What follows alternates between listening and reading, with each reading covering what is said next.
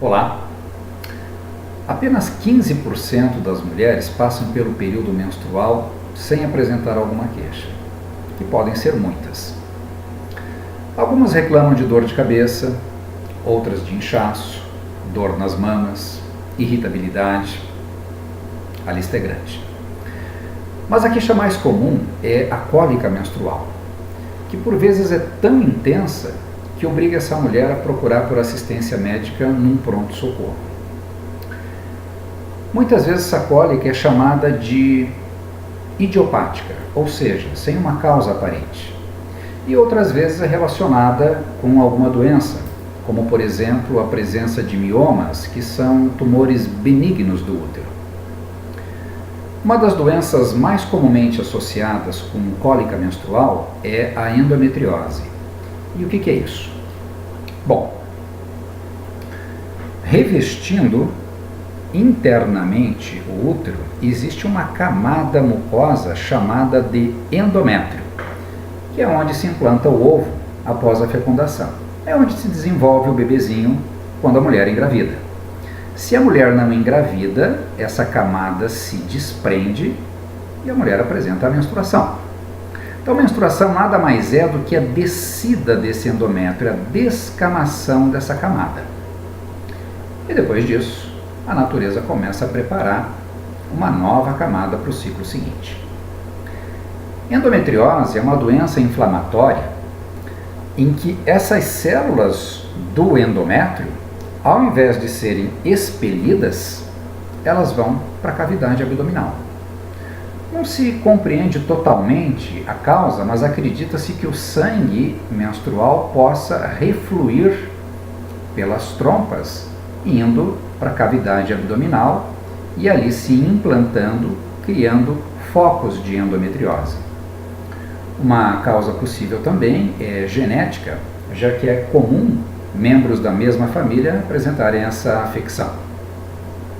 Também existe a possibilidade desse tecido endometrial infiltrar aqui no meio, no músculo do útero, chamado de miométrio. E isso caracteriza um tipo de endometriose chamado de adenomiose, que nós não vamos discutir hoje porque tem uma etiopatogenia, uma fisiopatologia, uma epidemiologia e principalmente um tratamento completamente diferente. Bom, esse tecido endometrial ectópico, ou seja, fora da cavidade endometrial, ele sofre influência das variações hormonais do ciclo menstrual. Então a gente diz que endometriose é uma doença hormônio dependente. E por isso mesmo é muito raro você encontrar endometriose em mulheres após a menopausa. E pela mesma razão, na gravidez e na lactação, que são períodos em que há interrupção dos níveis do hormônio estradiol, há uma proteção da endometriose para a mulher. Embora você possa ter casos de endometriose sem sintomas, o mais comum é que haja cólica menstrual. E o quadro mais comum é aquele em que inicialmente a mulher não apresentava a cólica e passa a apresentar a partir de um determinado momento da sua vida. E é uma cólica que tende a ir piorando com o passar do tempo. Dependendo da localização dos focos de endometriose, que podem ser vários, você pode ter focos na bexiga, por exemplo, no intestino. Então, dependendo da localização desses focos de endometriose, você pode ter outros sintomas, além da cólica menstrual, como, por exemplo, dor no momento da relação sexual. Também pode ser um importante fator de infertilidade a endometriose. A incidência de endometriose classicamente é calculada como 10%. Eu particularmente acredito que seja maior. Seguramente há muitas mulheres com endometriose sem o diagnóstico firmado, e isso ocorre porque o diagnóstico não é fácil. Leva mais ou menos uns 6 anos entre o início dos sintomas da doença, o diagnóstico e o tratamento específico. Embora durante a consulta, a entrevista, com o paciente, o exame físico, possam dar boas pistas da doença, o diagnóstico de endometriose ele é estabelecido com a visualização dos focos de endometriose e a sua biópsia. E isso implica no uso de métodos invasivos, como a videolaparoscopia, por exemplo. Tá? Na videolaparoscopia, uma sonda com uma filmadora, mais ou menos da espessura dessa caneta, é inserida na cavidade abdominal e filma essa cavidade, possibilitando então a visualização de focos de endometriose.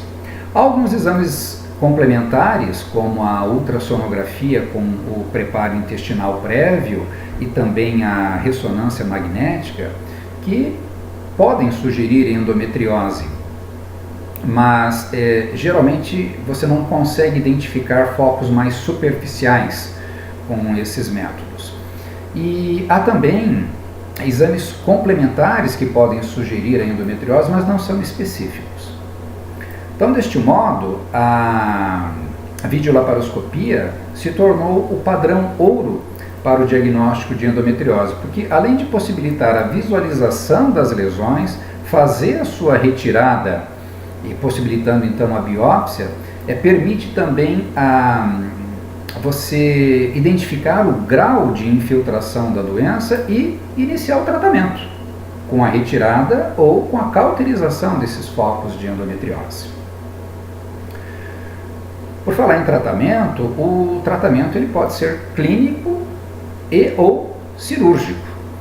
E para a definição do tratamento é muito importante a decisão da mulher a respeito de gravidez ou não. Um dos tratamentos possíveis é a esterectomia, é a retirada do útero, né? Não é o único, mas é um dos possíveis. Então, o desejo da mulher engravidar ou não vai influenciar na escolha do tratamento que a gente vai fazer. Então, gente, fica o aviso. Nem toda cólica menstrual é tão inocente. Eu sou o Dr. Tadeu de Góes. Grande abraço.